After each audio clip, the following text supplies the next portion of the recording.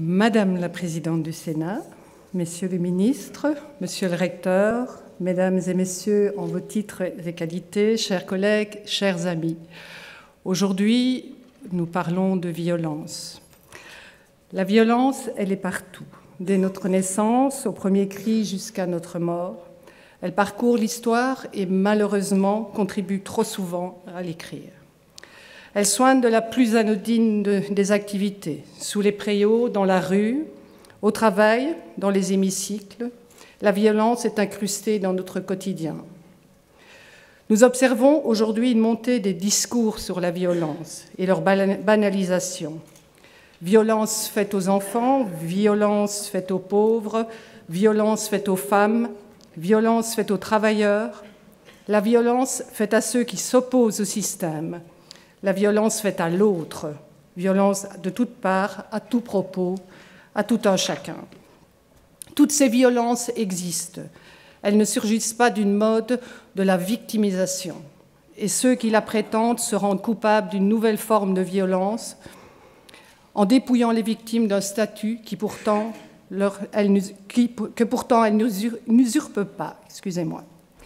Les violences existent depuis longtemps, mais leur incrimination publique s'intensifie, tantôt condamnée, tantôt justifiée, voire légitimée. C'est surtout parce que la violence est devenue un moyen privilégié pour communiquer, voire parfois le seul moyen. Comme si la violence avait remplacé toute autre forme de communication, comme si la violence était devenue un moyen comme si la concertation était devenue un moyen obsolète et la diplomatie une convention désuète, comme si la discussion était considérée comme une sorte de mauvaise habitude, comme si le dernier stade du dialogue avait été atteint, épuisé, et qu'il reste seulement ce que Clausewitz appelait la prolongation naturelle de la politique, c'est-à-dire la guerre, rien de moins. La violence est intolérable et il ne faut pas la taire. Il faut en nommer toutes les formes. Ne pas en parler ou refuser de la voir ne peut que l'encourager ou la servir. Que ce soit dans les familles, dans la rue, sur nos bancs publics, au bureau ou dans le parc Maximilien, elle doit être dénoncée. Mais il ne faut pas s'imaginer que dénoncer la violence suffit à la faire disparaître, ni à la réfréner. Et il ne faut pas s'imaginer non plus que défendre et protéger les victimes de la violence sera suffisant pour la faire reculer, même si cette protection et cette défense sont un devoir. Les mécanismes de la violence sont aujourd'hui bien connus, de même que ses motifs et même ses justifications, voire ses légitimations, notamment par le pouvoir en place. La principale justification de la violence, de la fin des pourparlers, de la cessation des négociations, des débats, de la concertation, c'est la vitesse utilisée comme moyen dans l'imposition du pouvoir. Il faut faire vite. Il faut emporter le morceau le plus rapidement possible, à la hussarde s'il le faut, pour imposer notre projet, pour imposer notre pouvoir, quel qu'il soit.